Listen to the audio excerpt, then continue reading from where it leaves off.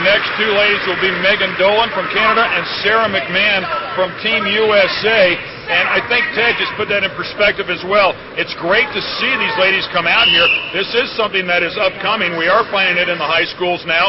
We've seen it at our last Olympic Games. And these women are excellent athletes. Absolutely no reason not to have women wrestling. No, that's right. They've come a long way over the last 10 years, and they belong here on this stage. This should be a pretty, oh boy, Sara McMann didn't waste any time in getting a score. That was a very nice shuck by. And she's trying to turn her right now while she has time on the mat position before they put them back up on their feet. Sara McMann, U.S. World Team Trials champion, also the U.S. National champion in 2006. The ref will stop them, bring them back up to their feet, and they'll go again. Yeah, this should be a pretty competitive match because the Canadian wrestler has placed in a couple of world championships, not medaled, but placed. And Sara McMann has both a world's bronze medal as well as an Olympic silver medal. So two very talented ladies. I would say McMann from the U.S. has a slight edge in this one. And this isn't necessarily like their opponents that they would see in college. I mean, they don't see these girls all the time, maybe 2, 3, 4 times in their career. Yeah, they might see each other at a world championship, or they might see each other at, for instance, there's a major international tournament coming up in Colorado Springs. They may be seeing each other out there. Hard to know who's going to be there and who's not. But, yeah, there's only a half a dozen major tournaments around the world each year where these international athletes will see each other. And in your wrestling experience, I would think that it plays a big role to know your competitor. That was That was a very nice low outside single. She got that leg. Right now all she needs to do is rock her to the back without getting tipped over. Just rock the Canadian wrestler right towards her shoulder and she'll pick up 1 or 2 points for back exposure. And there it is. You were just talking about it, and you mentioned it before. If that back breaks the 90-degree mark, and it looks like it certainly did, and she got the points. That's right. Collegiately, you have to first score a takedown before you could score back points. That's not the case here. All you have to do is tip a wrestler towards their back, and you will get those back points, whether you've been awarded a takedown or not. We're wrapping up the first period here with Sara comfortably in control of this.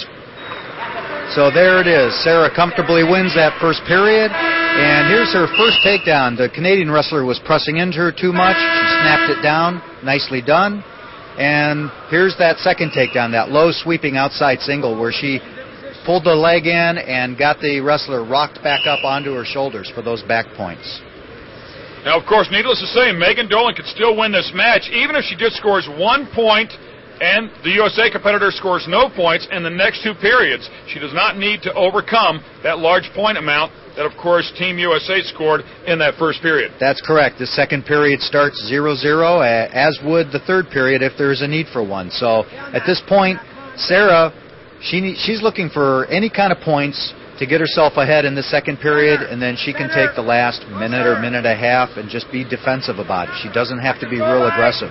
The Canadian wrestler really has to go after it because she has to win this period. Megan Dolan from Canada, 2006 Guelph Open champion, also 2005 NYAC Holiday Tournament champion, so she has some big accomplishments under his belt as well. 2005 Toronto Open champion, knows what it takes to win, and I think that's important. You get that confidence, you know what you have to do to win in these pressure matches. Well, that's right, and part of what Sara has going for her is she is a 5-time U.S. national champion, and her coach is Tricia Saunders.